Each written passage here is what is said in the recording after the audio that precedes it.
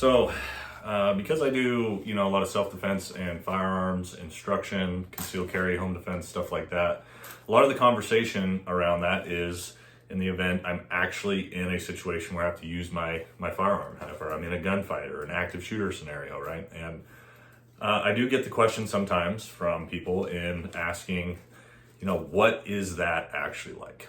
What is a gunfight? What is a firefight actually like? So I just wanted to, what I'm going to do is sort of set the stage for you guys with a little backstory into the biggest gunfight I was ever in, and then sort of walk you through, the physiological effects, the way you remember things, and what that actually is like being in a huge blowout gunfight at close range.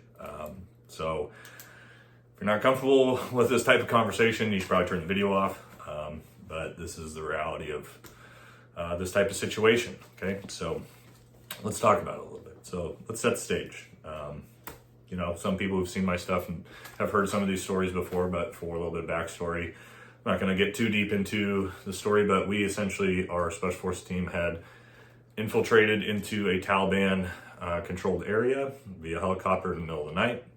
And, right after we had got off the helicopter, my element that I was in charge of, I was the element leader at the time, we're making our way up to the first compound in the area that our ISR drone pilots, who can see what's, below in the buildings and whatnot via cameras, told us that there was 0 people in this building. So we made the decision that we were going to go ahead and bypass, walk around this building, and continue to our target. Okay, so as my element had moved up, probably within maybe 10 meters of this building in front of us, giant compound, not just a building, we started to walk around the building, and we're out in an open field.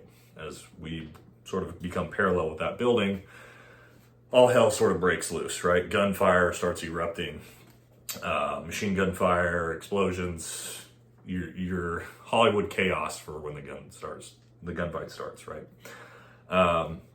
So I imagine everybody who's watching who has been in gunfights, when they very first kick off, knows the biggest thing right out the gate is just the sheer and utter confusion of the situation, right?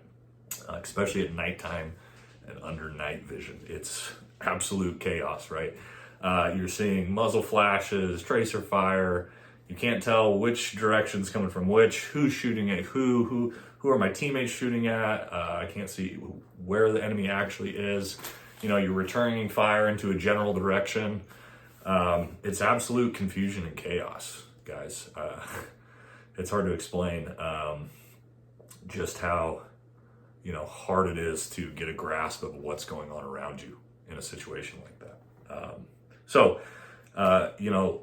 People will say, well, that's terrifying, right? Terrifying situation. It's interesting in situations like that, in point blank blowout gunfight type of situation, I don't ever remember any fear of the actual gunfight, right? I do remember thinking to myself as it first started that I was 100% gonna die. This is where I die. And it just kind of was what it was. You sort of get a resignation of that, and you fall to your lowest level of training, and we conducted the gunfight back the best we could. When that happened, again in SF, we only have a couple Green Berets on the ground, and the rest of our fighting force is the foreign nation army, right? So there was 4 Green Berets on the ground with about 20 Afghans, and all the Afghans laid down, and they wouldn't move, and we were stuck out in an open field in a back and forth gunfight with people barricaded inside the building. It's a really bad situation. So then is the frustration, right? Sometimes you might be bogged down or be in a spot you can't get out of, you can't move, and it becomes super frustrating. And that's the situation I was in, as I was trying to grab my Afghans and my Afghan team leader and move them and get us out out of the open, to move on this compound or do anything. And I couldn't get them to do it, right? So ended up having to be 4 Green Berets who had to fight this fight against what turned out to be 10 Taliban inside a compound. So Again, sort of a weird thing, where you think it's going to be super scary, but it's almost so intense that you don't even have time to sort of process the fear. Really weird thing. So let's talk about some of the physiological things that are going to happen to you and your brain and that type of stuff. So, right away, your body's going to go into an extreme fight or flight response, right? Your body knows that this is an incredibly dangerous situation. The risk of death is very, very high, right? So things that are going to happen, you are going to start losing some of your senses and a little bit here and there. You're going to potentially lose some of your peripheral vision. As I remember the stories, or as I remember things in my head, I sort of remember them in black and white. You sort of lose a little bit of your color vision. I don't know if that actually happens, but that's how I remember it. Your auditory function is very weird as well. So your hearing becomes extremely exemplified, increased, but at the same time, you also don't hear a lot of things. You don't hear the bullets really. The explosions, all that sort of becomes muffled. Again, your reptilian brain is really firing at this point, just trying to get you to survive. So it's weird that your senses sort of modify and turn off and do some weird things there. There definitely is fear in some situations, in these types of situations. For me, the scariest things I've saw in these big gunfights is, when you see bodies hit the ground next to you.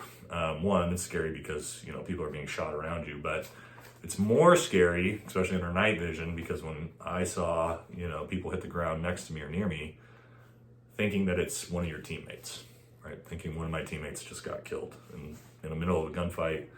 That's a horrifying feeling, horrifying and terrifying thing. It's the scariest part, is watching, other people go down around you, especially if, they're your teammates and guys on our side. So, again, this is, every gunfight is different, every scenario is different, but all of them sort of have that similar